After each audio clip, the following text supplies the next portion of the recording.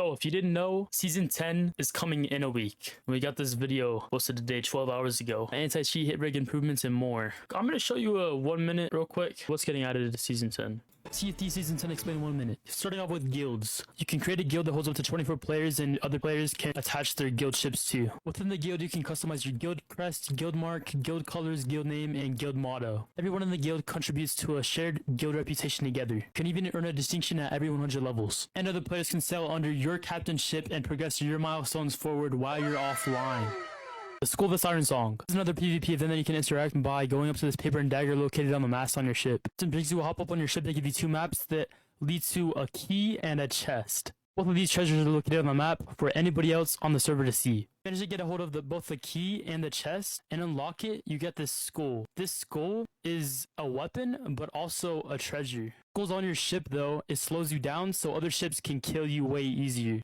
Safe for seas. Pretty much the PvE servers that the community has been begging for since day 1, except trading company progression is capped at level 40 and reputation and gold values are only 30%. Go hit that follow button. Alright, so there you go. That's a big recap for you on what season 10 is about. They added this video explaining the issues that everybody cares about. Hit reg improvements is big. So let's take a look what he has to say here. Health of Sea of Thieves. We've got to start off, if we talk about hot topic issues, with our old favourite, hit registration. We've released some of those improvements behind the scenes out into retail. The best wins that we've seen in this space are encounters between players that are at long range, so think players that are 20 plus meters apart. We are reaching a point more generally now where 9 out of 10 shots that you fire that hit on the client also now hit on the server. I'm not sure how bad hit reg was before, but I think I speak for everyone when I say I'm happy about less hit reg. Ultimately, we don't feel like we're done yet. If we consider that 1 in 10 shots that you fire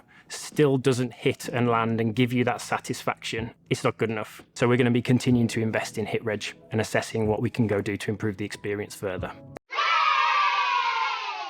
Let's talk about cheating. So there's 2 things that I want to update on here. The first one is that we're continuing to work reactively on issues and vulnerabilities that are surfaced. Most recently, there was a teleportation issue that was kind of heavily affecting Hourglass PvP. Now, this is a teleportation issue he's talking about. It's something I experienced, and people, I will not, could be internet lag. That looks like regular old lag to me, to be honest. It's not, no matter how good your internet is, the servers have lag. I have the same, bro, you're all tripping. You're all tripping. Listen to what he says. There was a teleportation issue that was kind of heavily affecting teleportation issue. Look what happens here. Killed one.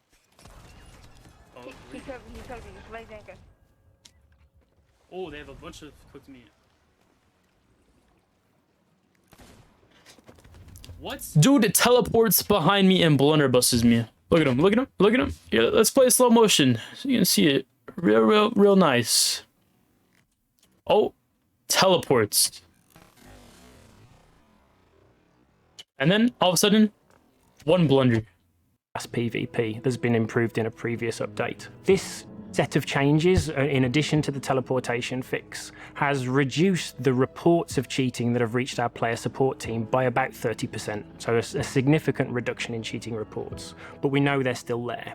We know that the cheating space is an arms race between us as developers and the cheat developers. So while we continue to work reactively in this space, we are also now investing in integrating an industry-leading anti-cheat solution into Sea of Thieves. We intend to cut cheating off at its roots. We're not in a place where we're going to share more of the details or the specifics or when this implementation is coming, because we don't want to show our hand to potentially nefarious groups that could use it to their advantage. But we will share more on this when we're ready. We are committed to improving the experience for players in this space.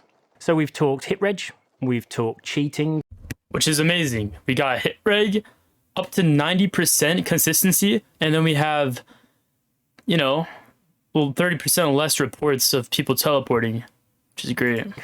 Let's talk about player combat. Most notably, let's talk about swordplay. So Season 10 introduces a range of fixes and improvements to sword combat, with the goal of improving the smoothness and flow of sword combat, making sure that attacking and defending is a consistent experience for all. In Season 10, attackers that land the first hit in a sword combat encounter will now retain the combat advantage to be able to finish their combo. Which is something that you would think would already be in the game. Why are you slashing them once? If it's a whole combo, why are they able to block half the second hit or the third hit? Why are they able to block while you're comboing them? That doesn't make any sense. So now you're only able to block before a combo or after a combo, which makes the PvP a lot less wacky. This is going to force defenders that take that first hit to begin to think about defending, about blocking, about moving to move out strikes. We feel confident that with this change, this should smooth out the experience of swordplay and make it much more clear who has the advantage in the encounter. So we've talked about attacking, let's talk about defending. As part of Season 10, the blocking experience in sword combat is now much more consistent and much more reliable. Defenders that are holding up a block should be able to feel confident that an attacker attacking from anywhere in front of them, or even right in front or even inside them, will be able to consistently defend from that attack. Which is great because it feels like literally today I'm just blocking and it's not even doing anything. So it almost feels like sword 1v1s are just getting your sword dashes in, spam jumping and trying to hit above them with the sword because they can't even block it. Now blocking is actually going to be more of a thing. Across sword combat more generally, this update also improves the general consistency of feedback when hitting players with your sword at the maximum range of the sword. Previously, you might get feedback that indicated that you'd hit, whereas the player on their side were too far out of range and didn't receive the feedback. As part of this update, this should be much more consistent. If you see that player flinch, they will have taken damage. So from sword play to gunplay. Now this is a controversial one. Season 10 is going to remove the benefit that some players gained when equipping two ranged weapons, when they used a technique to switch between those weapons and fire two shots faster than intended. With the next update, players might find that they can still cancel that animation, but the important thing is that the time between firing those shots will be consistent with the regular shoot, switch, shoot approach. Players actually who try to quick switch in the old technique may actually find that it takes longer to get off that second shot. It's really just going to remove the skill cap on double gunning. Everybody will be comfortable double gunning now. You can't get diffs now because you don't have to cancel animations. You just have to hit your shots because it's like a requirement double gunning. You have to be able to cancel animations. But now they're removing that requirement to play with double gun. Changing something that has become muscle memory for a lot of players is a challenge.